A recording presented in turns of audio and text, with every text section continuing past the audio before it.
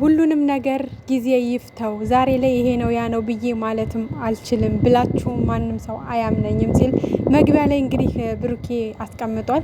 ሰላም ቤተሰብ እንዴት ናችሁ? ለዚህ ቤት አዲስ ከሆናችሁ ቤተሰብ ሁኑ።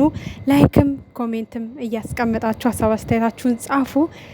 ዛሬ እንግዲህ ከሀይሚ ጋር ለመሆን ወስኖ ከዚህ በፊትም ብሏል። በእርግጥ አዲስ ነገር አይደለም። ዛሬም ነገም ወደፊትም በጣም ነው ማፈቅራት፣ በጣም ነው መወዳት። ከሀይሚ ጋር መኖር ነው የምፈልገው።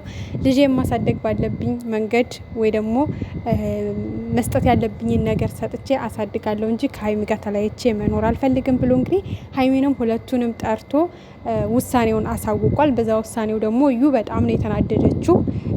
ልጅቷን እየያዘች እየመጣች በልጅቷ ልታባብል ምናምን እየሞከረች ነው። በነገራችን ላይ ግን ፍቅር ሌላ ነው፣ ለልጅ ያለ ቦታ ሌላ ነው። ማለት ሳያፈቅራት ሳይወዳት ከእሷ ጋር ሊኖር አይችልም። የማይሆን ነገር ነው ጭራሽም ማለት ነው።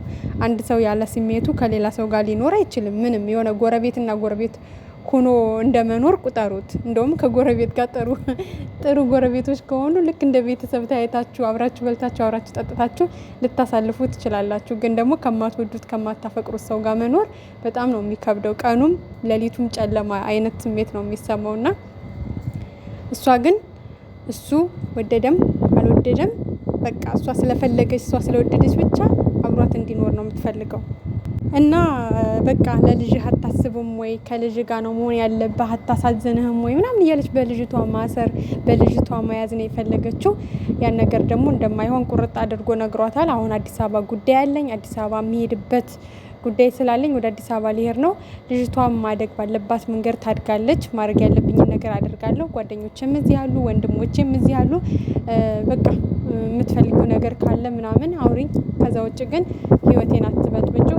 በቃ ስታድግ ከፈለግሽ ጡት ስታቆም ስታድግ ከኔ ጋር እንድትሆን ከፈለግሽ መቀበል እችላለሁ ልጅቷን። ከዛ ውጭ ግን በቃ ሰላም ስጭኝ፣ ህይወቴን አትበጥብጭኝ ብሏታል። ነገር ግን ልጅቷ አሁንም ዛሬም ነገም ወደፊትም መስሚዋ ጥጥ ነው። ጥጥ ማለት ነው። በቃ ማንንም አትሰማ ምንም አይነት ነገር። የሆነ የሰው ልጅ እኮ አውርቶ ምናምን ይግባባል አይደለ እንዴ? በቃ የሆነ ሰዓት ላይ ሲታክተው በቃ ይተዋል፣ ይሰለቻል ሁሌ ነገር። እና ልጅቷ ግን የምሰለችም የሚደክማትም የሚታክታትም አይነት ሰው አይደለችም። እኔ እግዚአብሔር አምላክ ከዚች ልጅ እኔ እንጃ አላቅም፣ በምሕረቱ እንደው በቃ ንጥቅ አድርጎ ከዚህ ህይወት ያወጣችሁ። የምር ሌላ ምንም አለልም። እንግዲህ ብሩኬ ጋር እውነት አለ፣ ሁሌም እንደምንለው እውነት አለ። ግን ደግሞ ያንን እውነት ጊዜ ይፍታው ብሏል። ጊዜ ይፍታው፣ ጊዜ ሲፈታው ያኔ ታያላችሁ ነው ያለው። ያው ልጅቷ የእሱ አይደለችም፣ ይሄ 100% እርግጠኛ ነን። ምናልባት ዛሬ እንደምንም ብሎ የሆነ ናሙና መውሰድ ይችል ነበረ። በእርግጥ ያው አይኗን አፍጥጣ ነው ፊት ለፊት ያለችው፣ ግን ቢወስድ ጥሩ ነበረ ለሱ ማለት ነው። ሊሆንም ይችላል እንግዲህ አይታወቅም። የሚሄድበት ጉዳይ እንግዲህ ምን እንደሆነ እግዚአብሔር ነው የሚያውቀው፣ እኛ አናውቅም። ለማንኛውም ሀይሚዬም ከመጣች በኋላ እንግዲህ ነግሯታል።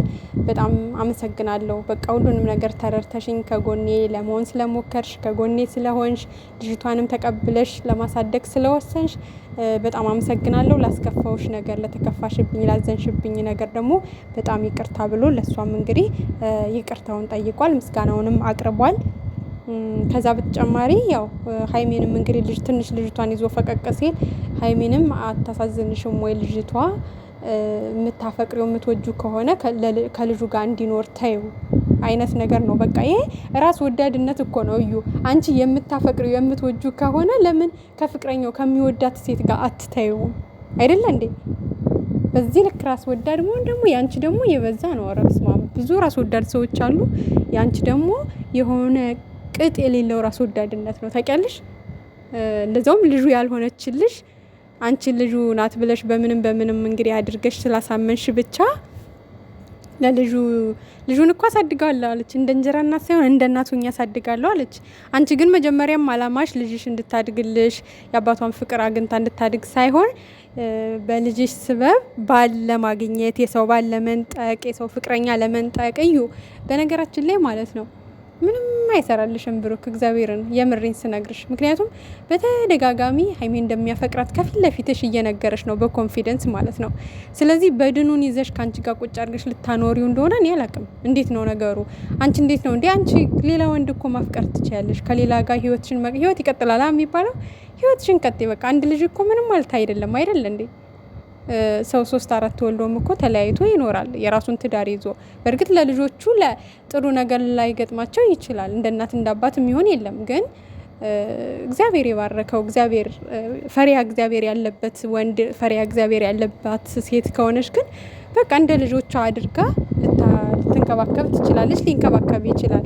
ከዛ ውጭ ደግሞ ዋናው የእናት ወይም የአባት ጥንካሬ ነው። አንቺ ጠንካራ ከሆንሽ ለልጅሽ ያለሽን ጥንካሬ ያለሽን አቋም በልጅሽ የማትደራደሪ እናት ከሆንሽ ባልሽም ቢሆን ስነ ስርዓቱን ይዞ ልጅሽን አክብሮ በስርዓቱ ይኖራል ማለት ነው። ግን ደግሞ አንቺ ለልጅሽ ቦታ ከሌለሽ እሱም ለአንቺ ልጅ ቦታ ሊኖረው አይችልም ብዬ ነው የማስበው።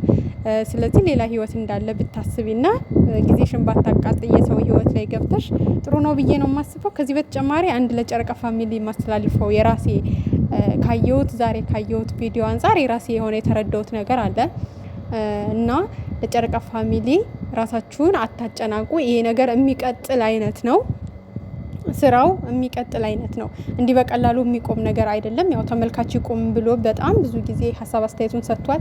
ነገር ግን እነሱ በቃ ሊያስቀጥሉት አይነት ነው ድባቡ፣ እንደዛ ነው የሚመስለው። ራሳችሁን ባታስጨንቁ፣ ራሳችሁን ባትጎዱ ጥሩ ነው ብዬ ነው የማስበው።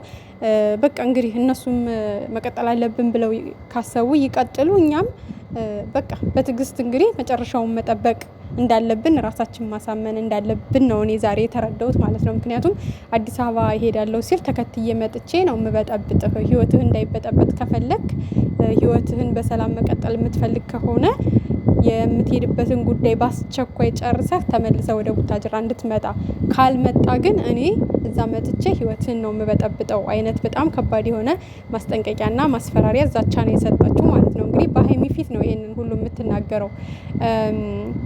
የምትፈለገው ልጅ አጠገቧ ቁማ አልፈልግሽም የሚላት ጭራሽ ማስጠንቀቂያና ዛቻ በአስቸኳይ እንድትመለስ አይነት ነገር ነው ስትሰጥ የነበረው።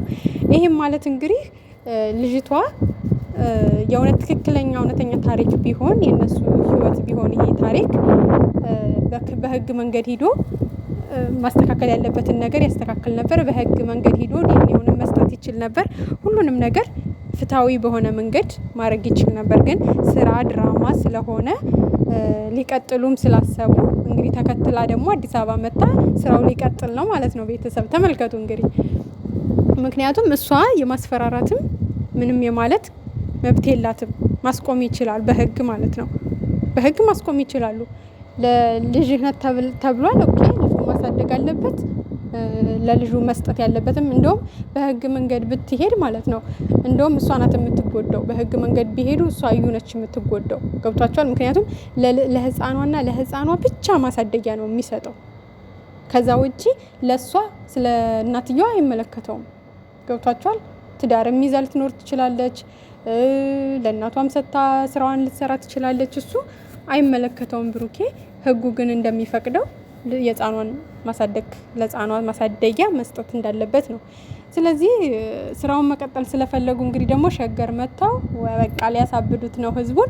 ለማንኛውም የጨረቃ ፋሚሊ በተለይ የጨረቃ ፋሚሊ ሌሎቹ እንኳን ከተመቻቸው ሊያዩ ይችላሉ፣ ካልተመቻቸው ደግሞ ምን አስጨነቃቸው። ግን እንዳንድ የጨረቃ ፋሚሊዎች ግን ስነ ልቦናችሁን በደንብ ሰፋ አድርጋችሁ ደንደን አድርጋችሁ ገና ከባድ ነገር ከፊት ለፊት እየመጣ እንደሆነ ራሳችሁን አሳምናችሁ ከጭንቀት ወጥታችሁ መጨረሻቸውን ለማየት መሞከር ነው ያለባችሁ። ምክንያቱም አቁሙ ተብለው የሚያቆሙ አይነት አይደሉም። ገና ሊቀጥል ነው ማለት ነው። ነገ ሀይሚና ብሩኬ ተነስተው አዲስ አበባ ይመጣሉ። ከዛ ደግሞ 1 ቀን 2 ቀን ተመልሰው ካልሄዱ እሷም ልጇንና ሻንጣዋን ይዛ ወደ ቤታቸው ልትመጣ ነው ማለት ነው። ከዛ ውጭ ከቤቴ የልጅ አባት ቤት ነው አልወጣም ምንድና ምንትሴ ለህፃን ልጅ የት ነው የምወጣው፣ ብዙ አይነት ነገሮች እንደሚመጡ ከፊት ለፊት እየታየኝ ነው። ከዚህ በኋላ ባትናደዱ፣ ባትበሳጩ፣ ራሳችሁን ባትጎዱ፣ ባታዝኑ፣ ባታለቅሱ ጥሩ ነው ባይነኝ። ራሳችሁን አረጋግታችሁ በሰላም ስራችሁን እየሰራችሁ መጨረሻችሁን ዝም ብላችሁ ዘና እያላችሁ እዩዋቸው ማለት ነው። ከዛ ውጪ እንደዚህ በቀላሉ የሚቋጭ አይነት ነገር አይደለም። ያስታውቃል። በቃ እንደዚህ አፉን ከፍቶ ይናገራል ቀጣይ ስራ እንደሆነ ማለት ነው። ከድርጊታቸው ከሁኔታቸው ምናምን በቃ ይናገራል። እንዴ ሲጀመር እነሷን ቀን በቀን እያገኙ ምናምን አይነት ነገር ለምን አስፈለገ እንዴ? በዚህ ልክ የሚለማመጧት ማናት? ሲጀመር ስራ ባይሆን ኑሮ ማለት ነው። እንዴ በትክክለኛው መንገድ ሄደው እኮ ማስቆም ያለባቸውን ነገር ያስቆማሉ፣ ማስቀጠል ያለባቸውን ነገር ያስቀጥላሉ። ህዝብም እየተጨነቀ እነሱ ግን በቃ ስራውን መጨረስ ነው የፈለጉት። አለቀ።